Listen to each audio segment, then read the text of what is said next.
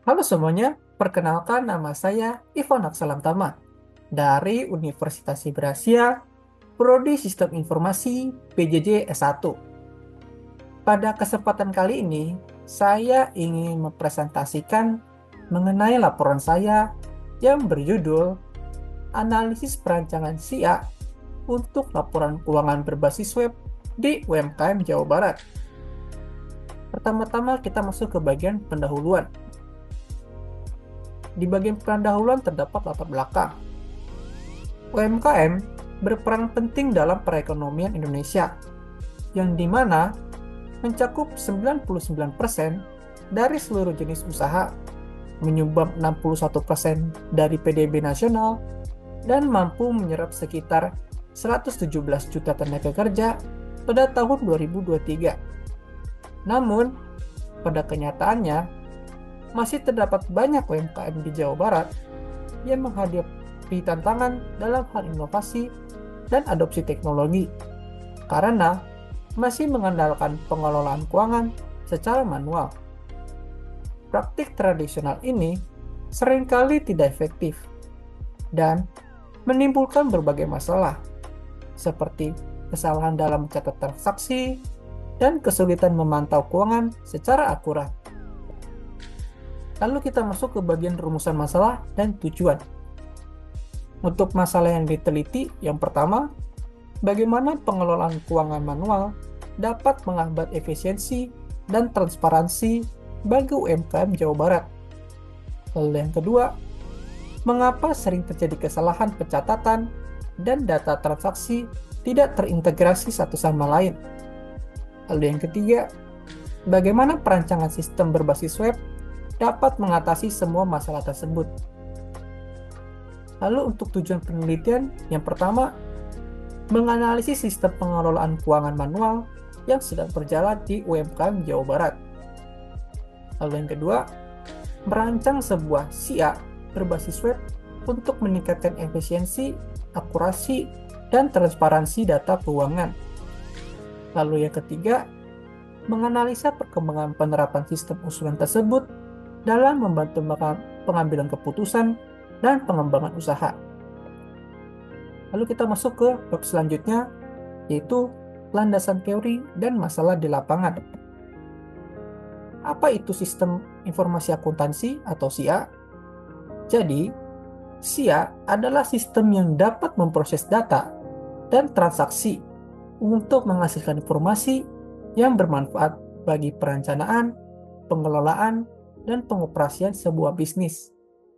Tujuannya adalah untuk mengumpulkan, memproses, dan melaporkan informasi bermanfaat yang berkaitan dengan transaksi keuangan. Untuk masalah umum yang ada di Jawa Barat bagi UMKM, yang pertama, masih terdapat banyak UMKM yang belum memanfaatkan SIA secara maksimal dalam pengelolaan keuangannya. Lalu yang kedua, proses pencatatan keuangan masih dilakukan secara manual, bahkan terkadang hanya berbentuk nota. Lalu yang ketiga, penggunaan sistem manual memiliki resiko yang tinggi, seperti kesalahan dalam menghitung jumlah, salah mencatat, dan data bisa saja tidak lengkap atau bahkan hilang. Lalu kita masuk ke bagian selanjutnya, yaitu analisis sistem berjalan dan usulan. Analisis sistem manual yang berjalan dapat kita lihat pada studi kasus di Desa Wisata Mulia Harja di Bogor pada gambar di sebelah kanan ini. Dari gambar ini bisa kita simpulkan bahwa proses pengelolaan keuangannya masih dilakukan secara manual dan tidak terintegrasi. Alur kerja yang terpisah-pisah seperti ini menunjukkan bahwa sistem manual merupakan sistem yang rentan dan sulit untuk diawasi secara menyeluruh. Lalu, untuk kelemahan sistem manual di Desa Mulia Harja, yang pertama, data dari penjualan tiket, makanan, dan minuman dicatat secara terpisah, sehingga menyulitkan penyusunan laporan keuangan yang lengkap.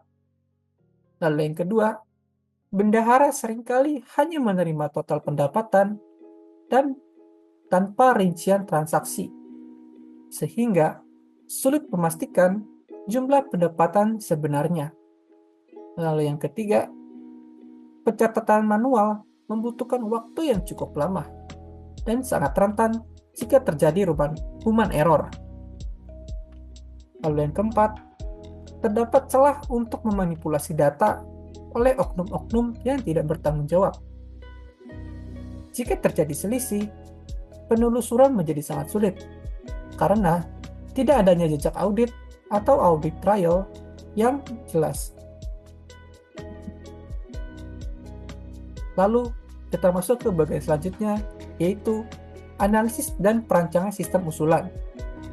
Salah satu solusi yang diusulkan untuk mengatasi kekurangan yang terdapat pada sistem manual adalah perancangan sistem informasi akuntansi berbasis web. Tujuan utama dari perancangan sistem ini adalah untuk mengotomatisasi proses pencatatan dan pelaporan keuangan, mengintegrasikan seluruh kegiatan transaksi, serta menampilkan data secara real-time.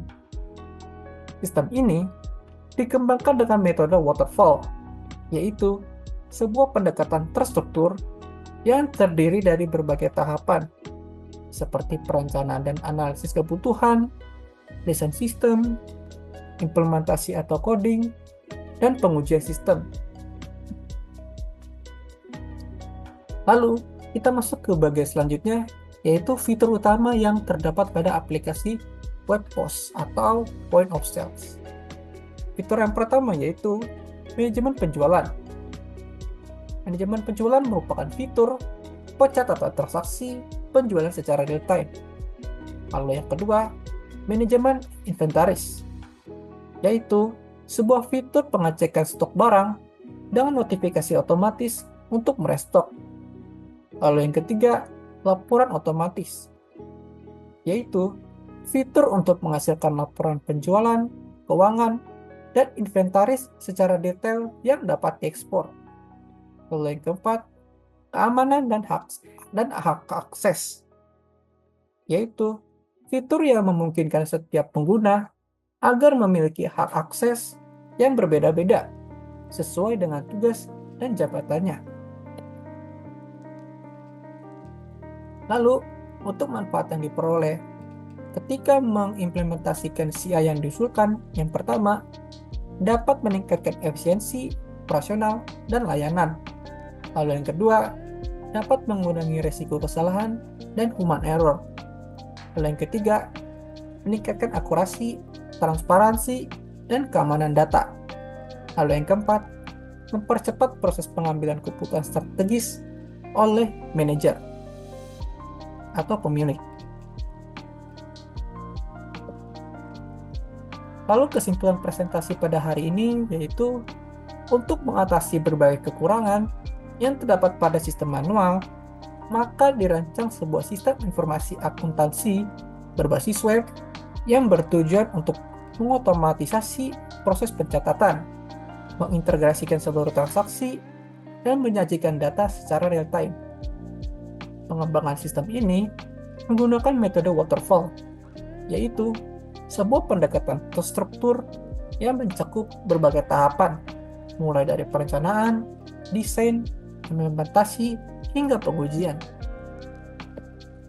Berikut referensi saya.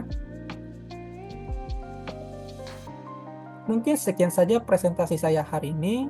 Saya mohon maaf bila ada kata-kata yang kurang tepat. Terima kasih banyak sudah menonton. Salam sejahtera untuk kita semua.